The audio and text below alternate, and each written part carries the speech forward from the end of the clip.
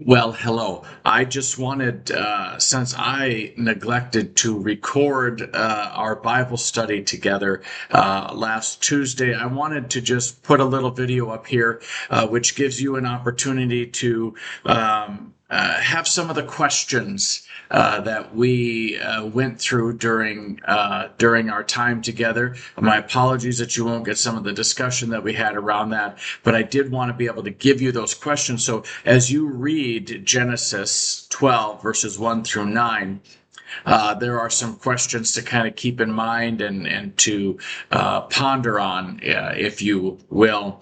The first question, before you read that passage, ask yourself this. When you have made a major change because you believe the Lord wanted you to, how did you know what God was asking you to do?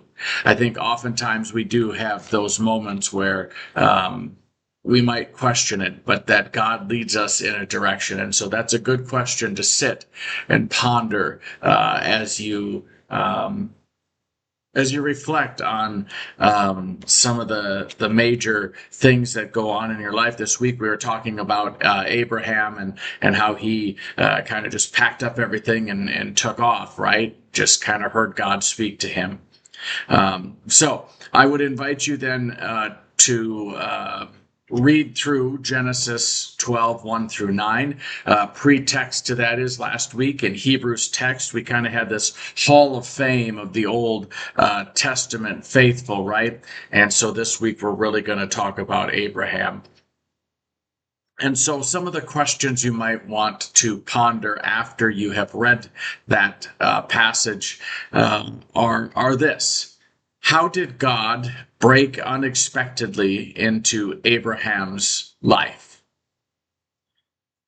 Another question that you might want to consider is, we do not know how God spoke to Abraham or what form God took, but clearly it was a definite and understandable call. Put yourself then in Abraham's place. What would you think? And what would you want to ask God?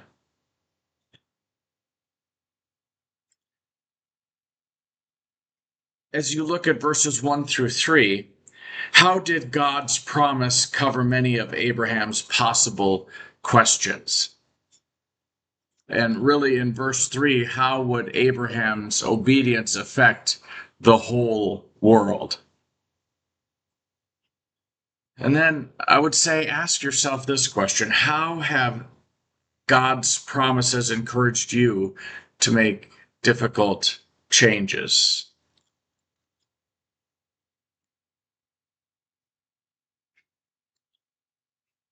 If you look down at verses 6 and 7, it was when Abraham had traveled some distance into Canaan. What were those additional promise and encouragement that God provided to him? You have to remember that the land where God sent Abraham was occupied by the Canaanites, right? And so they were those that worshipped the pagan god of Baal.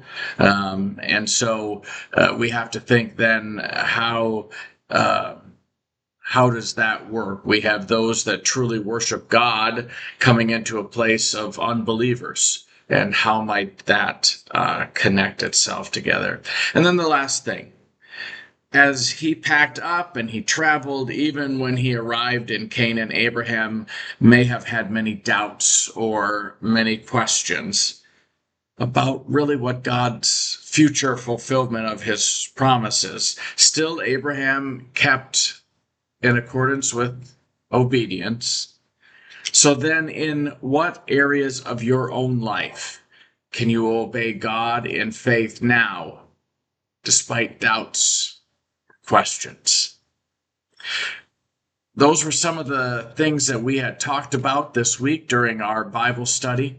So I hope that kind of helps you get this context, and you'll be able to join us next week if you were unable to this week. I hope you have a most blessed day, and we'll see you again soon.